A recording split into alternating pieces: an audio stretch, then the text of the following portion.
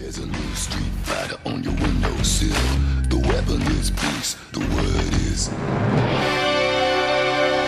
chill. Hello there, gang, and welcome to another episode of Displaying Model Behaviour, the Earth's mightiest action figure video podcast. So take off your pants, crack a beer, and let's talk toys. Let's talk about the year-end awards. Guys, it's been a crazy 12 months, and we've got a lot of things to recap and think about. So this is a quick video asking for your input. I want your nominations for the Model Behaviour 2021 awards. So what we're going to do is, we're going to go way back into time to this time last year, and I'm going to tell you what won the various awards, and then I'm going to leave in the description a little sheet that you can fill out telling me your nominations for this year's awards. It's going to be a fun time. So guys, let's go back into the way back machine and see what won in 2020's awards.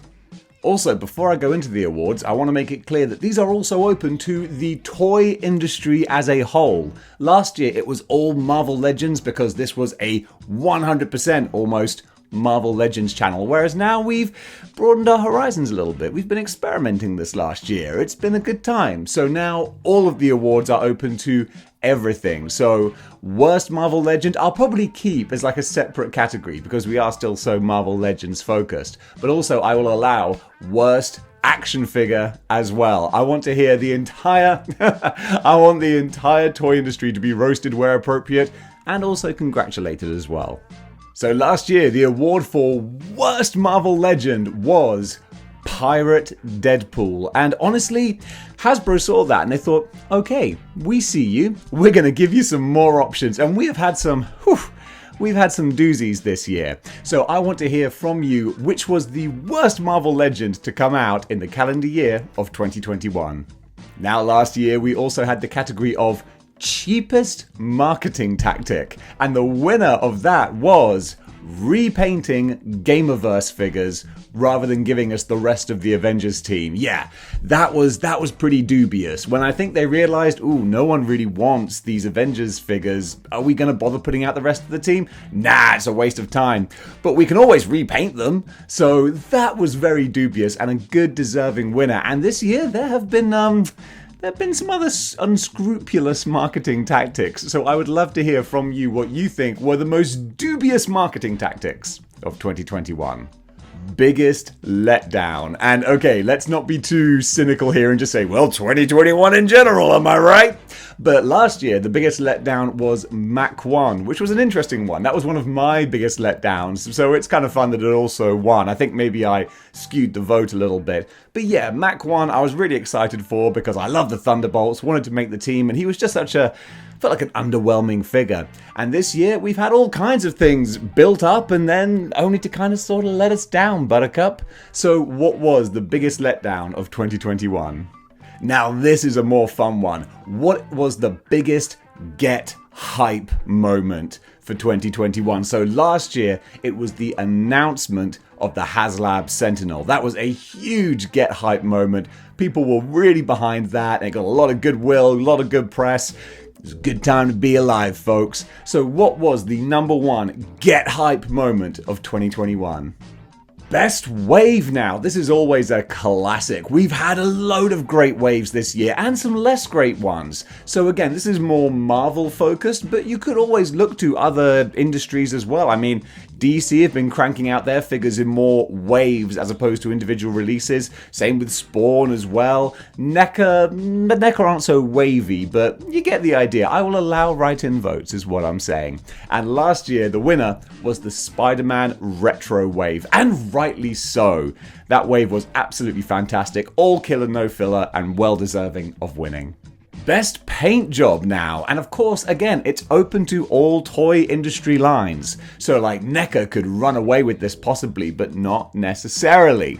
So I want to hear your votes for best paint job. Last year, it was the Hugh Jackman Wolverine, and honestly, that was a doozy. That deserved to win. I think, if I'm recalling correctly, it was the one where he's wearing, the plaid shirt and the jacket, so there's all sorts of stuff going on there. Hasbro really pushed the boat out on that one, and it showed, and it made one of the best figures of the year. A big crowd pleaser now is Bath of the Year. So which was the Build-A-Figure of the year? And of course, this is very skewed towards Marvel Legends, but Build-A-Figures are not exclusive to Marvel. We've got McFarlane DC do Build-A-Figures as well. So I want to hear what your favorite Build-A-Figure of 2021 was. Last year's was the mighty, gruesome, big, hulking Venom Pool, and that was an awesome choice. And it wasn't an easy winner, though. There was a lot of competition there. But still, Venom Pool took the prize for that one, and I was glad to see it because I'm looking up at him now. Yeah, he still looks awesome. Now, this was a fun award. It is the I thought it would suck, but actually was great award. And last year it went to Cyborg Spider-Man, and so richly deserving. When I first saw Cyborg Spider-Man, I was like, just taken what might have been a nice Spider-Man and thrown a lot of rubbish on him. And then I got him in hand, and I just thought, wow, this is really good. They've actually done an amazing, this is a great figure. Got him down there. I still love Cyborg Spider-Man. So what was the figure that surprised you the most this year? Again, doesn't have to be Marvel Legends, but I appreciate this will probably still be a very Marvel Legends heavy list, and ain't nobody mad about that. But yeah, which figure did you think was going to be rubbish? You got in hand and you were like, oh my goodness, this one rocks. A fun award now is the I can't believe we still don't have this award. And funnily enough, last year it was won by 616 Classic Doctor Strange. And lo and behold, what are we just about to have drop in our laps? 616 Classic Doctor Strange. Ask and ye shall receive. And funnily enough, if I was voting again this year for a non-Marvel Legends figure, I probably would have said a movie NECA RoboCop. And what's just been announced a couple of weeks ago? Movie NECA RoboCop. So sometimes you got to plant these seeds and mighty oaks will grow. So folks, what figure can you not believe we still don't have on our shelves? This one always gets a few good suggestions. This next award is Worst Accessory. And we have had some garbage accessories over the last 12 months. So last year, the winner of Worst Accessory was Pyro's Flame Effects. Because let's face it, the character is called Pyro. Fire is his thing. And what did he get? The same unimpressive little spooters that everyone else who has any kind of flamey type power has. Nothing unique or bright or interesting. I mean, look, I used my McFarlane Scorpion Flames to put around Pyro because that looks good. I even threw on a Storm Collectibles Streets of Rage fire effect because that's the whole point of the character. So that was a definite deserved winner last year. But I want to know now, in 2021, what was the most rubbish accessory that any figure came with? Our penultimate award is the WTF award, which of course stands for Why the Face? And no, we know what it stands for, and that's what this award is all about. It's the moment that made you go, WTF? And last year, it was MODOK being priced at £50. Or I suppose, what was it, $50 as well in the US? Either way, it was a big jump. We had deluxe figures at about 30, and then all of a sudden, MODOK comes out and just smashes past that. And we were all like, why the face? So I want to hear, what was the announcement? Be it Marvel Legends or NECA, McFarlane, any other line. What was the big moment that made you go, WTF? And finally, the last award is the Biggest Hope Award for the coming year. And this is a fun, optimistic one. So what is your biggest hope for 2022 in regards to action figures? We can't get too existential, folks. So last year's one, again, planting those seeds, man. We're going to see what grows, because last year's winner was getting a Retro Fantastic Four wave. What have we just got? A Retro Fantastic Four wave. Boom! You're looking for this?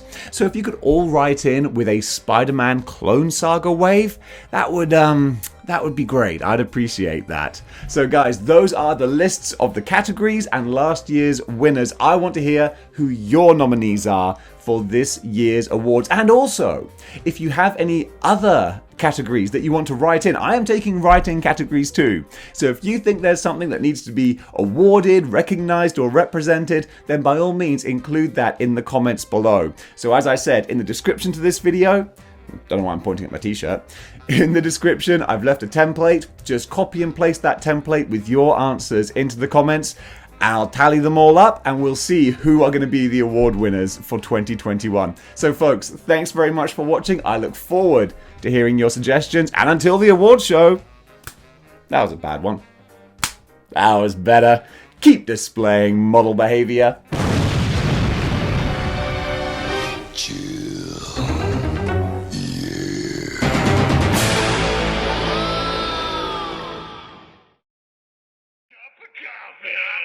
Cup of coffee.